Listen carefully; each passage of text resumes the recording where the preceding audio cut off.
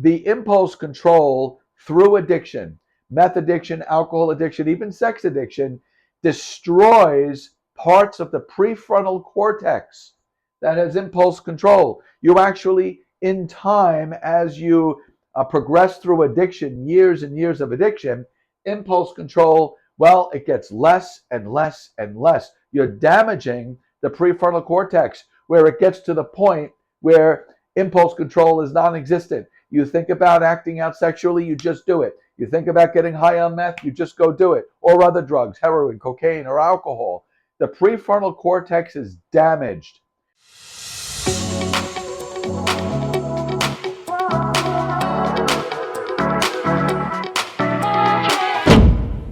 Hey guys, I'm behavioral health and sex addiction recovery coach Rob Lopicola, and today we're going to be taking a look at the two main reasons why you have not been able to stop your sex addiction nor your methamphetamine addiction.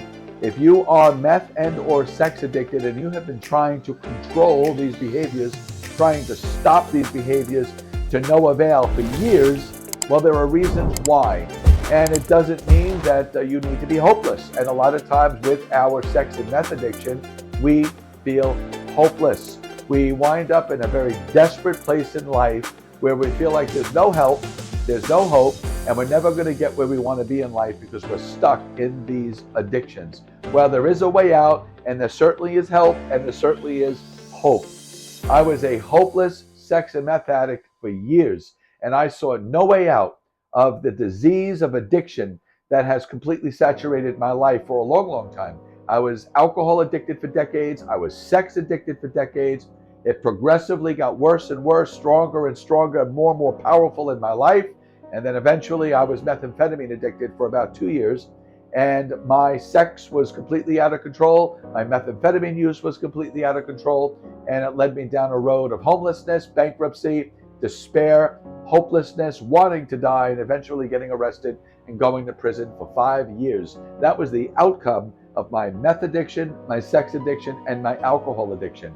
I was a thriving weatherman on NBC for years. I did international fitness modeling. I was healthy, I was strong, but addiction took me down and took me to the pits of hell for quite a few years before I finally surrendered and waved my white flag, and my coach, my spiritual advisor, changed and saved my life, and now I am 12 years free from addiction to sex, methamphetamine, and alcohol, and I wouldn't trade this life today for the misery of that life. And if you're in a place right now where you are sex addicted, meth addicted, and you feel hopeless, and you're searching the internet, you're searching therapy groups, you're searching 12-step groups, trying to find a way out of your sex and meth addiction, but yet you have been unable to escape its grip, I want to explain to you today two reasons why you have not been able to break free from your addiction yet. Now, there are strategies, there are techniques that you can learn, apply, practice, and master in your life so you can be free from all of these addictions, just like I'm free for the last 12 years. And I continue diligently moving forward spiritually in my mind, staying in a healthy, productive mindset by self-nurture and taking care of my journey carefully so I don't return back to that life. And there is hope for you. You too can experience the same life transformation. But these are the two reasons why you're struggling so much with your sex and meth addiction. Your impulse control and dopamine. These two are playing a significant role in why you just have not been able to get the power to break free from these addictions. The impulse control, the prefrontal cortex right behind the forehead, is where you have impulse control. The ability that you have in the prefrontal cortex is to make rational decisions on behaving in life in a way that will be productive and positive. And you're able to decipher and reason what a decision is going to bring you, whether it's rewards or consequences. Well, the impulse control through addiction, meth addiction, alcohol addiction, even sex addiction, destroys parts of the prefrontal cortex that has impulse control. You actually, in time, as you progress through addiction, years and years of addiction, impulse control, well, it gets less and less and less. You're damaging the prefrontal cortex where it gets to the point where impulse control is non-existent. You think about acting out sexually, you just do it. You think about getting high on meth, you just go do it. Or other drugs, heroin, cocaine, or alcohol. The prefrontal cortex is damaged. You no longer have impulse control because of the addiction ruining that part of the brain. So if you find that you are trying to stop the meth, stop acting out sexually, yet you just keep going back to it, you're struggling with impulse control, you are lacking reasoning, you are lacking making healthy decisions that are for yourself and your future. You lack that. You no longer have it. So although logically, you know you need to stop acting out sexually, logically, you know you need to stop using the methamphetamine, it's destroying you, you don't have an ability to do it because impulse control is gone. You just don't have the drive to sustain freedom from those addictions. Now, I will give you hope. When you do break free from your addiction and you are no longer acting out in addictive sexual behaviors and you are no longer smoking methamphetamine or whatever it is you're doing with methamphetamine, when you break free from that, you go through a period of withdrawal, you're going to get to the point where your prefrontal cortex, impulse control, gets stronger and stronger. The brain will rebuild itself. Your brain will repair itself. Your brain will change and transform and rebuild and recreate itself through behavior change and thinking change. But you have to break free from the addictions to be able to recreate your prefrontal cortex. So once again, you do have impulse control. And the stronger than impulse control, the healthier your prefrontal cortex. Yes, you will be able to say no when it comes to acting out sexually. You will be able to say no when it comes to invites for using methamphetamine. That no muscle will get stronger because the prefrontal cortex is recreated, re-strengthened through eliminating those addictive behaviors, and impulse control will return. But as you're in addiction, and as addiction progresses, impulse control gets less and less and less. But your brain can heal and change and transform. But you have to break through the withdrawal process of getting these activities and these chemicals out of your life. And that's the challenge. Now, second, why a challenge to stay stopped? We know we have impulse control issues, but we go to our 12-step meetings, or we have a coach, or we have a therapist, or we have a friend, a confidant that we could share with, and we struggle, we white knuckle it, as they say. We're fighting our way to stay clean, to stay away from these behaviors, but we wind up going back. Because in some way, early in the recovery process, we don't have a lot of enjoyment in life anymore. We're kind of bored, we're not motivated, we don't really want to do anything, we don't feel inspired, we don't feel motivated or encouraged, and we ultimately will return back to the pornography or the methamphetamine use or the anonymous sex, or go back on Grindr or Tinder or Bumblebee, whatever it is for you, because then we start to feel better. See, what happens is dopamine release, and this is huge. Dopamine plays a tremendous role in addiction, especially sex addiction and meth addiction. Meth and sex spike dopamine more than any other drug and more than any other activity in the brain. Can you imagine that? Sex and methamphetamine dump massive amounts of dopamine more than any other activity or drug that we have on the market today. So this dopamine release, what's going on in the brain is when you get high on methamphetamine or act out in your sexually addictive behaviors, your brain releases massive amounts of dopamine. And then as the dopamine molecules are released in the brain, you have dopamine receptors, little receptors that are sticking out everywhere. And the dopamine gets into those receptors and you feel good, and you feel invigorated. That's what meth does, and that's what acting out sexually does. It gives you that high, that fix, the feeling of just being powerful, that you could conquer the world.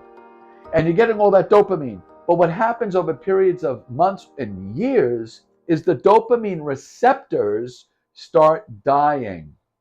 So when you're releasing that dopamine out of the brain and the dopamine receptors are dying, They're not responding to the dopamine as much, so you need more. You need more methamphetamine. You need more acting out sexual behaviors. You need deeper, darker, more intense, more pornography. Whatever it is for you, you need more and more of it to dump more and more dopamine because you have less receptors now to feel good. After a period of time, a lot of the dopamine receptors are dying off. They're not responding anymore to the dopamine. So you need more and more of the high. And then when it gets to eventually where it will take you is you don't feel good high anymore. You don't feel good acting out sexually anymore. And you don't feel good when you're not. You just don't feel good ever.